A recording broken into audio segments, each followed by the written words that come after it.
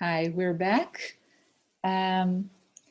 So anything you would like to ask or comment about what we discussed, you can either write it in the chat. It can also be in Hebrew and I'll translate. Or if you're feeling comfortable about your voice being heard, or perhaps even your face being seen on air and on the internet, then that's also fine. Okay. So you can either, if you want to talk directly, you can raise your hand. You go into participants and you have an option there of raising your hand, or you can write it in the chat. Okay, I see that we have Yonit. Sure, Yonit. So, can you hear me? כן, אני חושבת שעשיתי לעצמי unmute, נכון? Yes, you did. שומעות אותי? Okay. Yeah, can we do it in English? Yes, I will try. Great, thank you.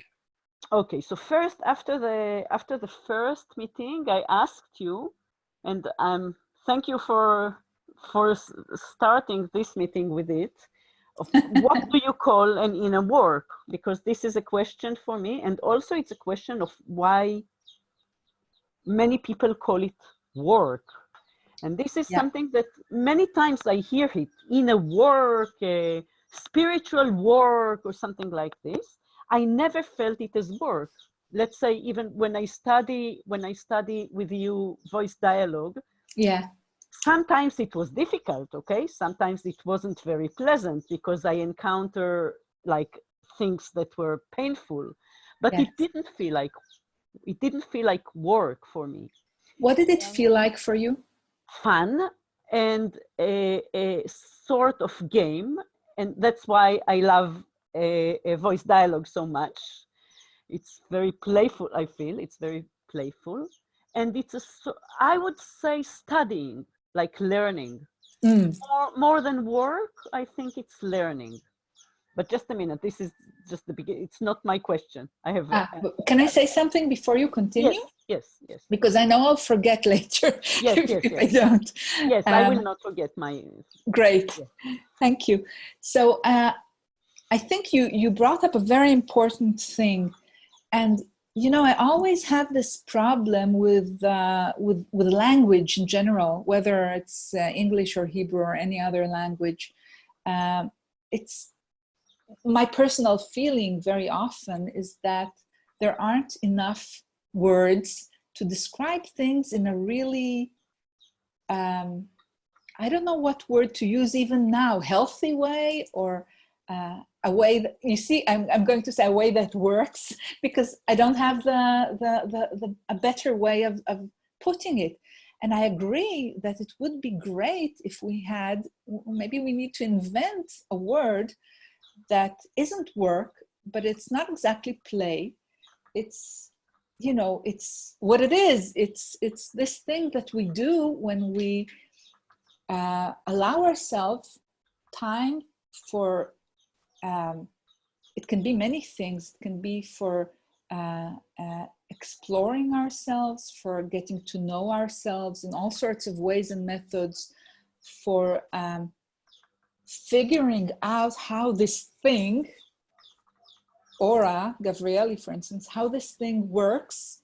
Again, this word, how it works better, and what makes it work better, and what makes it not function very well. Again, a problematic word. So this is really a challenge, this thing. But also, after searching for many, many years for a better way of putting it, I kind of decided that for now I'm going with work, you know, because it emphasizes one thing. Yes, it's fun. Yes, it's fascinating. Yes, sometimes it's challenging in all sorts of ways, but it requires effort. It requires time. It requires application. And that's what, and that's why I prefer for now to call it work, because it makes it clear to people that if you don't really do it, then nothing is going to happen, or very little, or not much is going to happen, to be precise.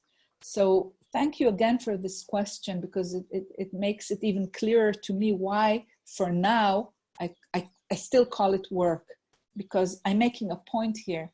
If you don't actually do it and find the time to do it and do it consistently, then it doesn't work. Okay. So back to you, Unit. Okay, so I have two parts. One is to say that not so late, I don't know, several weeks ago, I suddenly, and I think it's the first time that it happened, that I felt something like what you say now, that suddenly I felt, wow, it needs my effort.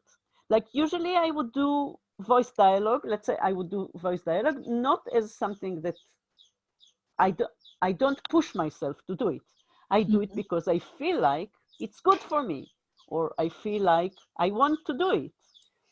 And suddenly I felt, you know, there was a shavrir shniya, or not a very long thing, that, but suddenly it dawned on me, wow, yes, I need now to make an effort to do it.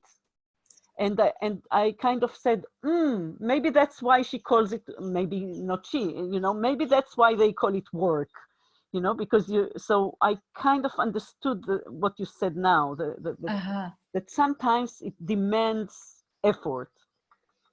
And the other part of my, now I'm coming to the question, Okay. which is, what do you mean that it works? How do you know that the effort that you are doing, or what do you mean by it works? Now, if I go to your, I begin to answer, because you did define today, you did said something about what you call an inner work, something that makes you, but it was kind of a loop. It is something that makes me bloom, right?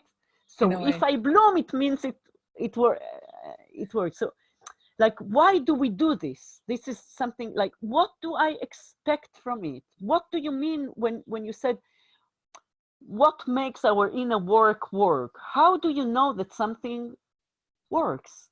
And sometimes you don't, like from my experience, sometimes you don't know it until quite a lot of time passes.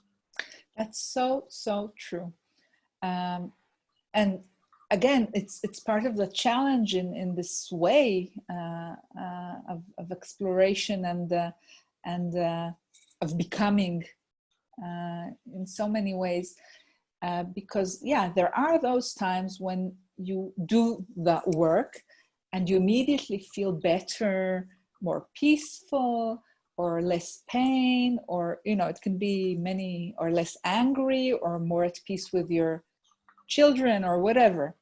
So sometimes you have almost immediate results when doing this inner work, whatever it is. But you're so right that sometimes it takes, even years to see the fruit of all this effort. And that's really difficult. And here, I think this is one of the reasons why I'm doing this series. It is to see whether my, how do I call it? My, I forget the word, nisayon, my experience for, very, very long time, is that if I did the work, and even if I didn't see any results for a long time. What do you mean by I did the work? So okay, what do you mean? Again, what did you do? Okay, for example, it can be things like, I go back and I see that I wrote my dreams. Now, usually, if we're talking about my early 20s, I didn't understand anything about my dreams. I hadn't a clue usually. But I very, very conscientiously wrote them down and thought about them. For example, so this is kind of doing work because, you know, why write something down if you don't understand it at all? And I believe that even this little thing of being, of caring and being, how would I say, saying something interesting's coming up in my dreams. I haven't the slightest idea what it is, not a clue, but at least I'll write them down. You know, it's kind of honoring who I am and the part of that I don't understand and don't know, but I'm giving it time, I'm giving it some effort. And I believe that years later, I saw fruit from that as well. You know, even though I saw nothing at the beginning, it was also teaching me how of possible ways of being with my dreams, with my dream material. You know, because we don't learn if we don't actually do. You know, you do work with your hands, you know that. You know, you don't learn things theoretically. You have to actually practice them. So that's what I did with dreams, and now I'm in a completely different place with dreams. You know, I have many, many ways of working with my dreams. But of course, very early on, I did all sorts of other things. Just to give a few more examples, I did voice dialogue, and I worked with my body. You know, I did meditation. I tried all sorts of things, which some of whom became very, very central in my life and some less central. But again, it can be all sorts of things, but there is a seriousness about it. It can also be fun, but you're kind of going for it, and you're not just doing it because, that's kind of cool, or that's an interesting trip to take, or kind of, now I can say that I've experienced that or this, you know, I had this, or that I'm a part of a group that is more advanced or knowledgeable or anything like that. No, I'm doing it because I'm very responsible for myself.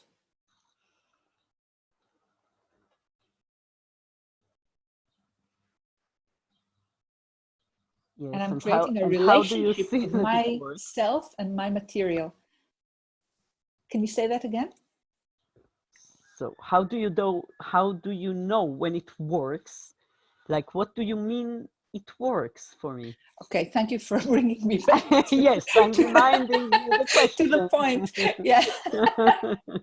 Well, again, so what I was trying to say is that, again, one of the reasons for making this series is to say, yeah, when I was beginning, sometimes I had immediate results, like I did a meditation and I immediately felt better, okay? Or I did some voice dialogue and my relationship with a certain friend or partner improved for a while, or something like that. But some of the things that happened took a long time. Now, when I look back, I can see how I built it all. And this is what I'm trying to tell people who are interested in it. You know, even if you don't have immediate results, they may be cooking kind of on the back burner, but you'll get a really good dish in a couple of years. You know, it's never a promise, but if you don't put it on the burner, it won't be cooked. That's quite certain. It very rarely happens, as far as I can see, that people have really important developments and really bloom and flower if they don't do something. Now, again, it can be many, many other things. You can do it through body work, you can do it through cooking, you can do it through gardening or through art. You know, there isn't one way of doing the work. But there's this thing about the application and seriousness that usually bears fruit. Now, so that's, I think, is a sort of answer to your question. I say, I look back, I see what made me the person that I am today, which I am happy with, you know, not perfect, a lot to do, but I say, wow, I feel good to be me. It's not that I don't have any difficulties, but I feel I've achieved something that I'm very happy with. And I ask myself how I got here from where I was, which was a very, very, very miserable place, you know, 30 something years ago. So that's what I'm trying to show, that you can work without seeing immediate results. And there is perhaps you can take into account somebody else's experience so that you don't just drop it because the results aren't coming fast enough. אני יכול להגיד משהו? Who's talking? רוני.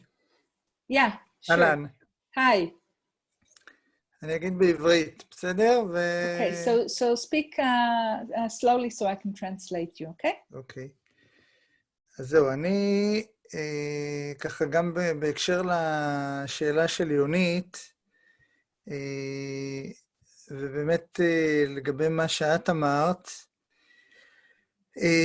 באמת המילה עבודה היא באמת ככה קצת מחטיאה את העניין, כי מבחינתי זה באמת סוג של כמו אוכל, זאת אומרת, זה פעילות שגרתית. ואני מבין את הקושי למצוא לזה מילה, אבל זה כמו, זאת אומרת, זה כמו לצורך העניין להתרחץ, או לצחצח שיניים, או לאכול, או ללכת לשירותים. I completely agree. So let me translate you a little bit so people who don't know Hebrew can understand, whether they're here with us now or in the future on YouTube and so on. What Ronnie is saying is something I completely agree with, that the work, which we would rather call something else, but we still don't have a word for, really becomes something that is very akin to eating and taking showers or whatever we do we just do because we breathe, you know. So maybe breathing is not an exact example, but eating and preparing food and stuff like that, I think is. So if you do it enough time, then it becomes something like that, something that you simply do, as Ronnie said, like eating. And it's a very good, eating is a very good example for it, because the thing that we would rather not call work is very, very nourishing. So even if it can sometimes be very hard to chew, and even if it can sometimes be pretty challenging to get down and to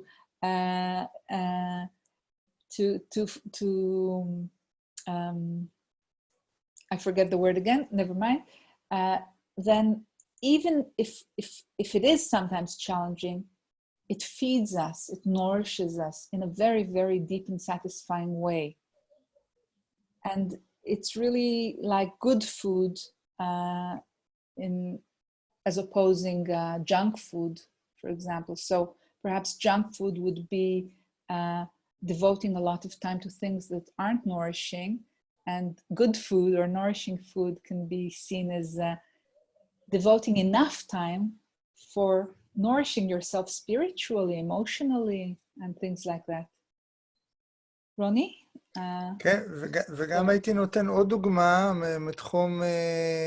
מתחום המחשבים, או הסלולר, שזה כמו שמצטבר לך מלא ג'אנק בטלפון, ואתה עושה כאילו ניקוי ג'אנק כל יום, או כל כמה ימים, או יש את התוכנות של הניקוי מערכת, מה שנקרא. אז אותו דבר פה, כל יום אנחנו חווים כל מיני רגשות, נתקלים בכל מיני סיטואציות, דברים לא נעימים, דברים חזקים, דברים... So let me translate, Ronnie. Okay. So Ronnie says that it also reminds him of computers and cell phones and stuff like that, things that accumulate a lot of stuff on them. And very often we need to restart them or to clear the junk and to, you know, clean the cache or whatever, all sorts of things like that, in order for the computer or whatever it is to work smoothly and to not be encumbered by too much information that isn't really useful. So thank you for that, Ronnie. I completely agree. And there are more, you know, there are many ways to do it. Meditation is one of them. But here you are bringing us back to the thing we're mainly talking about today, which is not knowing. So this ability to just shed knowing whatever we know from ourselves. And this brings me to another question from the chat that asks for more ways of being in an unknowing and not knowing. So let's try it together, okay? So a very interesting way of doing it is to just perhaps close your eyes for a second if you feel like that. And just imagine that everything you know is both clothes that you wear, many, many, many, many, many, many layers of clothes, as if you have 3 sets of gloves on you and socks, you know, many, many socks, and you're really dressed in layers. And you also carry stuff in your hands and on your back. And let's imagine that all these clothes and stuff that you carry are things that you know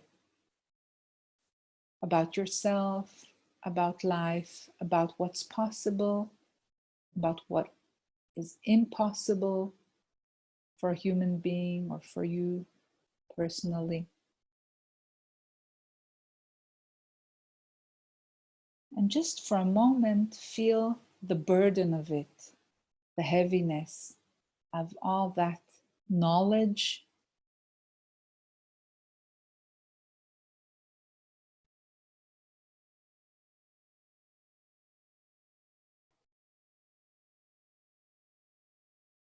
And see if you can feel that one by one, in a very safe place, nobody sees you, you can put all these things down. So first, you put down all the stuff that you're holding in your hands. Even things like what your job is or what you're studying, you put it down on the ground. And you can put down where you live, even things like that. The knowledge of where you live, the knowledge of who your friends are, who you're married to or partnered with, you put that aside.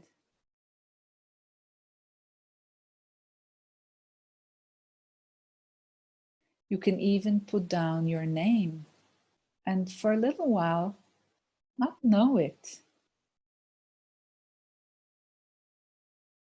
It'll come back to you. But for now, you just put it down. And you think of everything you've learned at school when you were a kid or a teenager. And just put it down. And perhaps it's embedded in some of those clothes you're wearing.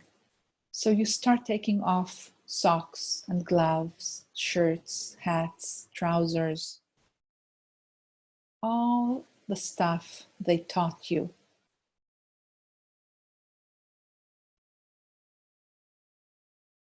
And now you're shedding all your beliefs about the world, about life. It'll all come back. You don't need to worry about that. You're just allowing yourself to experience the joy or the freedom, the fertile freedom, the fertile space of not knowing. So you just put everything down, you take it off you, and you leave it behind for a while. Now think of your beliefs about yourself.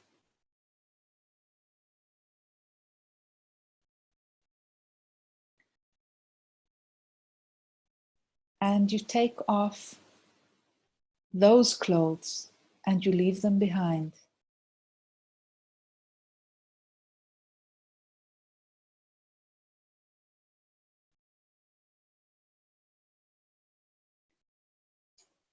And think about what you believe about people around you, who they are. Now, all these thoughts about who the people you know are, what kind of people they are, what they're capable of, all your judgments about people, you take them off like shirts and trousers and underwear, and you just leave them behind.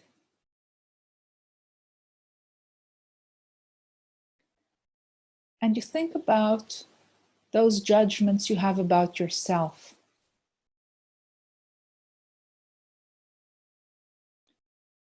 Perhaps that you're not good enough, that you can't do this or that, or whatever it is. And you take it off you. And you leave it behind.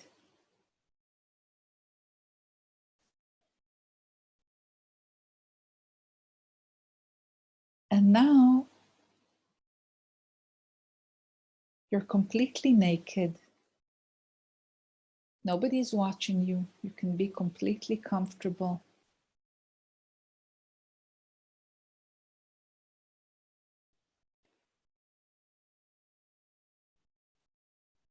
And take a second to feel how it is. See, maybe there's something around you, like a stream or a lake or the sea or anything else. And just experience being without all that weight of knowledge. Maybe swimming, maybe doing something else.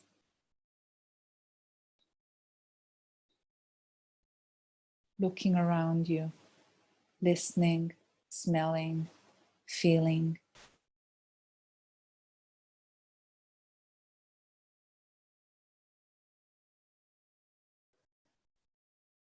And notice how you feel.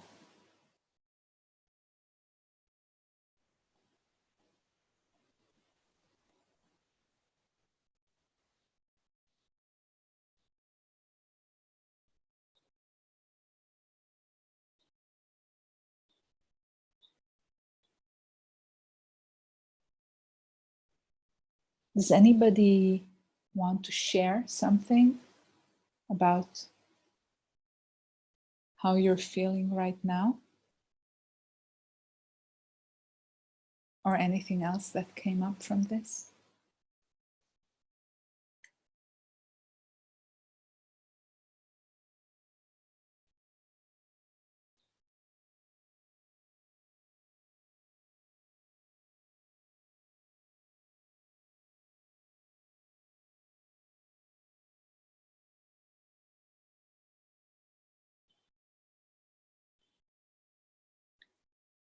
Has anybody felt this growing of feeling of being freer, lighter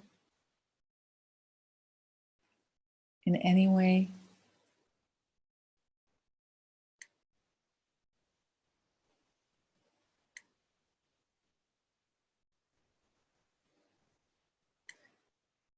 I wonder what it means that nobody's answering me.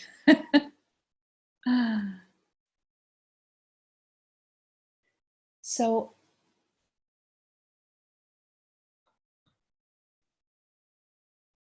somebody is writing, yes, thank you. I really felt free.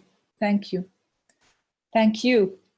So, you know, it might work for some of us more than others, but it is something to explore. And this is, for example, something that you can do every day for a while, you know, like work at it. And it might have very interesting results if you try it. Some other stuff that people are writing. Somebody wrote, I suddenly realized how much I'm holding. Yeah, that's also really important.